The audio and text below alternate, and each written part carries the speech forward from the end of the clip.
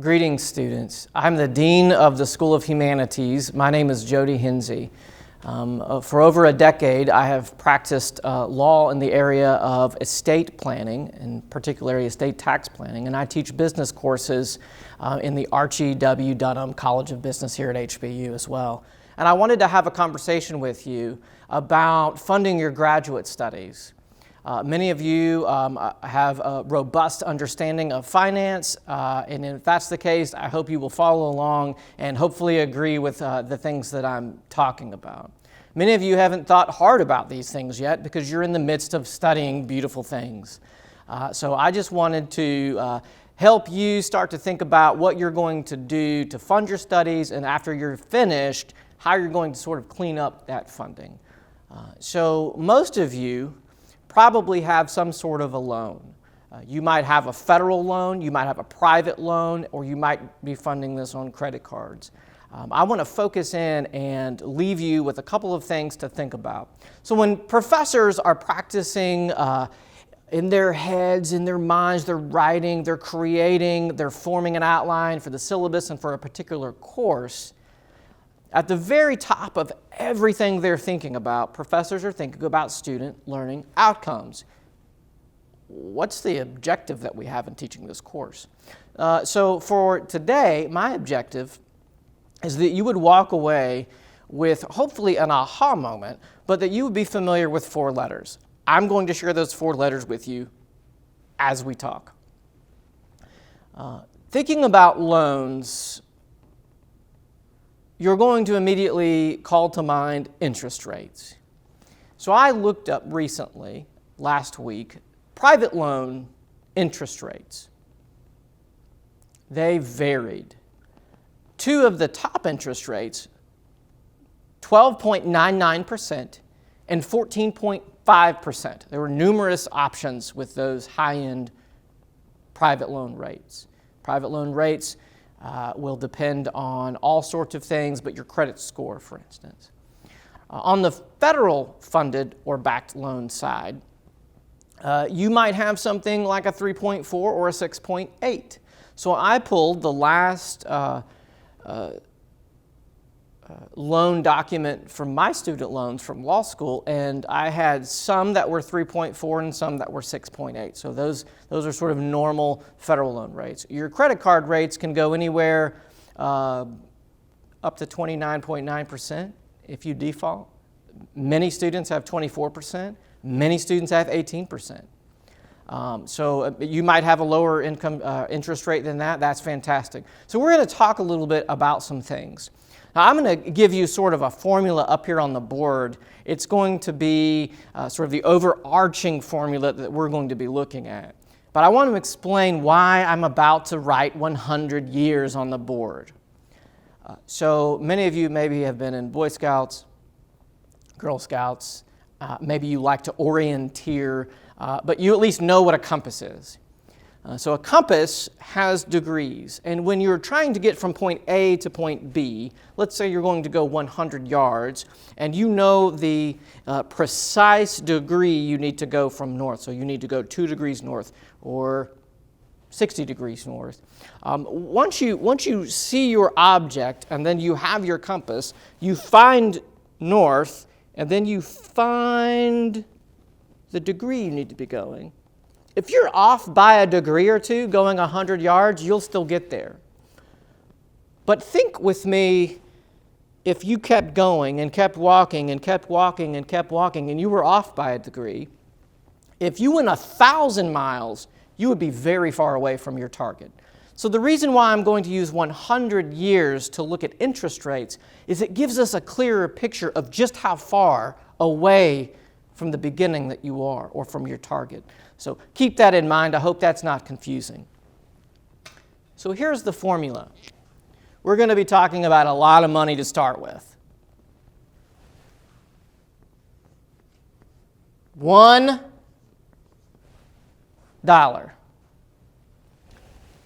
This is going to be my shorthand for at. This is going to be the variable we're going to talk about. That's the percent. That is the rate, the interest rate. And then this is for 100 years. So do you understand what we're doing? I'm going to put $1, a dollar bill, into a magic bank, and it's going to stay there for 100 years. And we're all going to be alive at the end of this 100 years. I will be very old. You might not be as old as I am. Then we're going to open our bank account at the end of 100 years, and we're going to see how much money is there. So let's begin this way. So this number is the percent. 1%, 2%, 3, 4, 5, 6, and if you can see this down here, 8. So $1 at 1% interest for 100 years. We wait until the end of 100 years and we go into the bank, we open our account, we see our balance. I'm going to round the numbers up. I have them all written out with a rounded up, and then I have it down to the penny. I'll give you a couple of examples. But at the end of 100 years, your $1 at 1% would turn into a little less than $3. It's $2.72, but let's round up.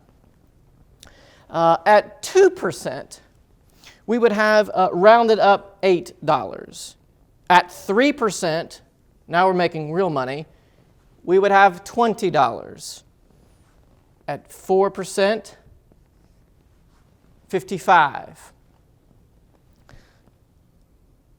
At 5%, we would have $145. At 6%, we would have $400. At 7%, we would have $1,080. And at 8%, we would have $2,900. So just take a look at that. This may not be surprising to you. As the interest rate goes up, the amount of money you have at the end goes up.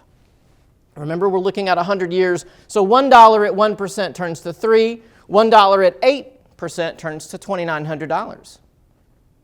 It's not a bad monthly salary to start off. Let's jump ahead a few in the interest of time, and let's look at 12%. Let's look at 18%, 24%, and 29%. Now, I mentioned to you before that 12.99% and 14.5% were rates that are available to you, or to some of you, private loans. So that's right in there. It's important. If you have a federal loan at 3.4, you're here. If it's 6.8, you're in here. If you default on your credit card, you'll be here. If it's your first credit card, you may be here, you may be here. So these numbers actually mean something to you and to me. So if we were in a classroom, I would ask you to guess. What do you think it's going to be? Okay, so 3, 2,900, what do you think 12% would be? So I'll give you a minute just to think about it. Obviously, I can't hear you. What do you think these numbers would be? Think about it for a minute. While you're thinking, I'm going to start writing the numbers, but I will not finish writing the numbers.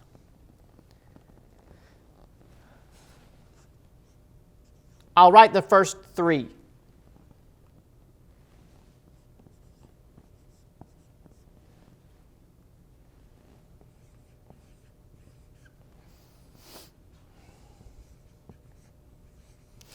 So I've written 154, I've written 574, 209, and 278. Now remember, we haven't changed anything with the formula.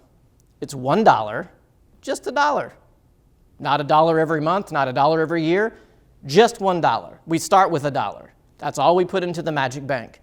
We wait 100 years, we open our bank account. At the same time, you're mindful, federal loans, private loans, credit cards. So these are the 4 letters that I want you to remember. At 12%, $1 becomes $154,000. Not $2,900, not 8, $154,000. The difference between 12 and 18%? Remember, just $1. 574.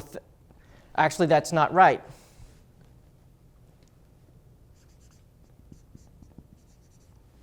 It's $57 million. So I just want you to remember 4 letters. So let me erase the million. Let's just put M there for million. Credit card?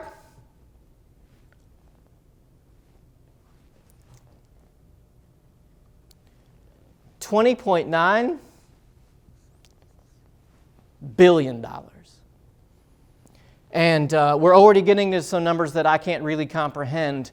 But at 29%, just 5 percentage points up, it's 2.78 trillion. The 4 letters, K, M, B, T. The interest rate attached to your loan matters. It matters a lot. So, okay, those are big numbers. Think with me.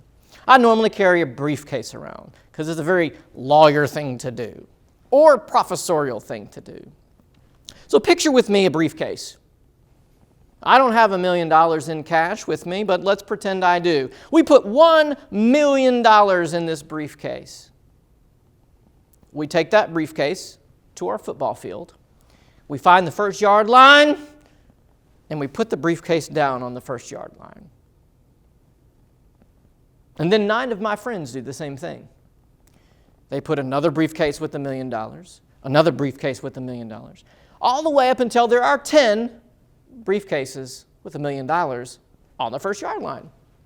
Let's say, my friends, that's 9 plus me, so 10. 10 of us, we go and we do the same thing on the 2nd yard line. We put 10 briefcases on the 2nd yard line. Each briefcase has $1 million. We do that for the 3rd yard line, for the 4th yard line, the 5th yard line, the 6th, the 7th, the 8th, the 9th, the 10th. Now we've gone 10 yards. We repeat that process until we have covered the football field. So picture this. You're looking out on the football field. There's briefcases stacked, 10 per line, 100 lines full of $1 million per briefcases. So if you had a drone, right, you had a camera drone and you just went straight up and you took a look, you would see 1,000 briefcases with $1 million in them. It would be great. That's $1 billion. What's $1 trillion? Take that drone, send it up very, very high into outer space. Find for yourself 1,000 football fields. 1,000 football fields. Each football field has 1,000 briefcases on it, each with $1 million. That's $1 trillion. So $1 filling up a briefcase with $1 million is crazy. $1 filling up 1,000 football fields full of $1 billion doesn't even make sense to me. So what's the takeaway? First of all, I want you to feel the difference between these two numbers. It's only 4%.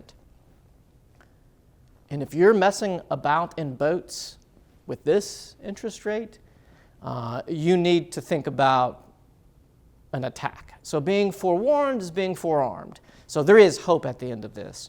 So let's look about this in a sort of a practical way.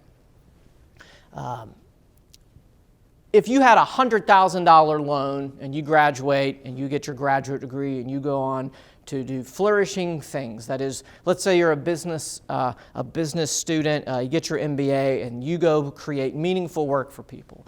You help navigate providing goods, services, the kind that make your community flourish. You're rocking and rolling.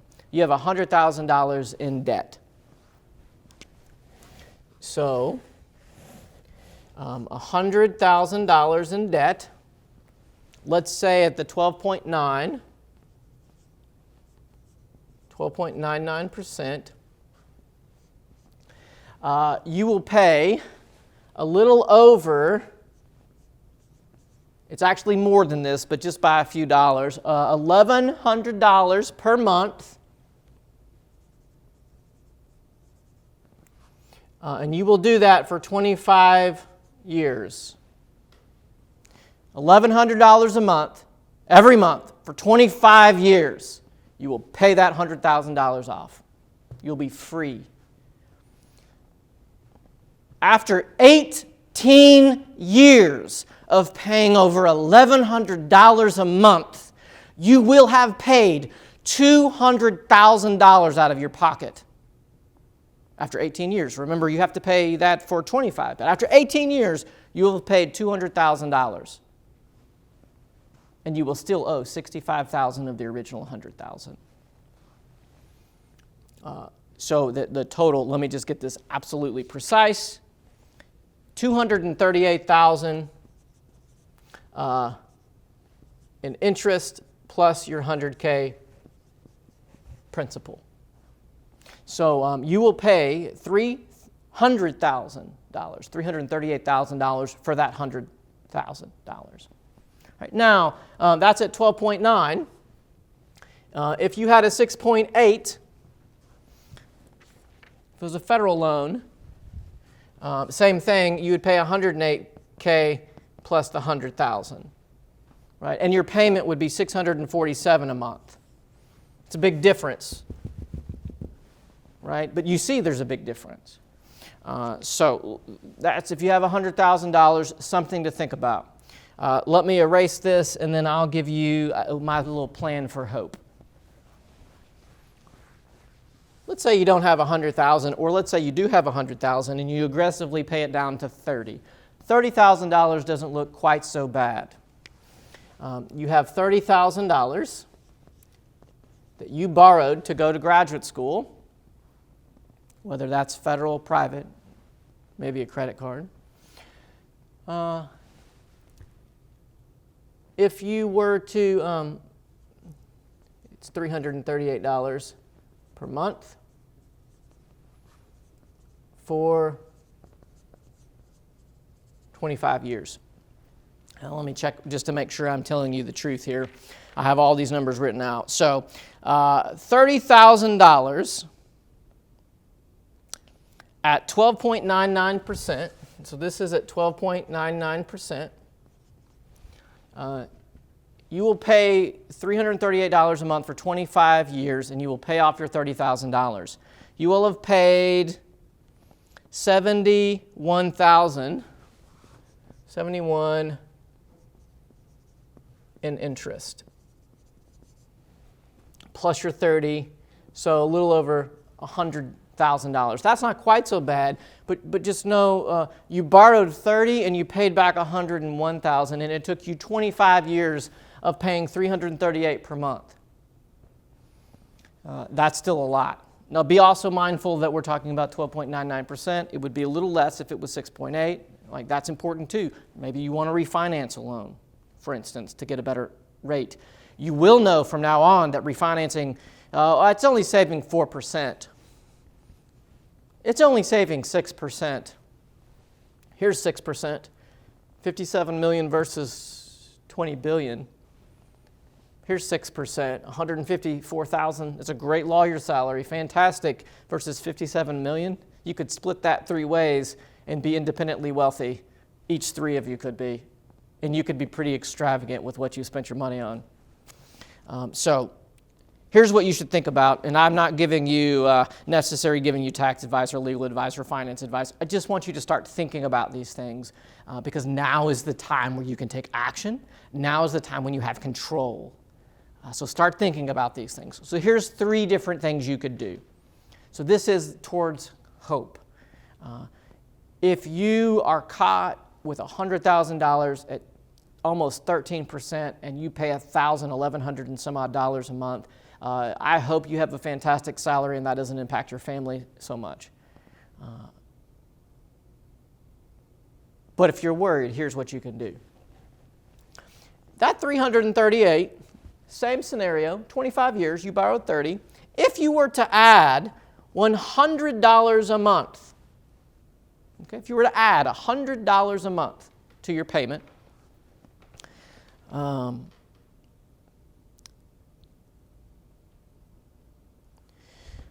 You would pay this off in 11 years. And that would leave you 14 years where if you paid the same amount to yourself, let's say in the S&P 500, the last 40 years, the average, and this is a geometric mean, but the average is about 7.5%.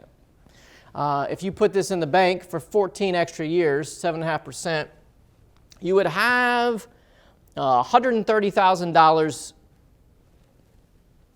in your pocket. If you paid twice as much, so you paid, what is that, $676? You would pay this off in 5 years.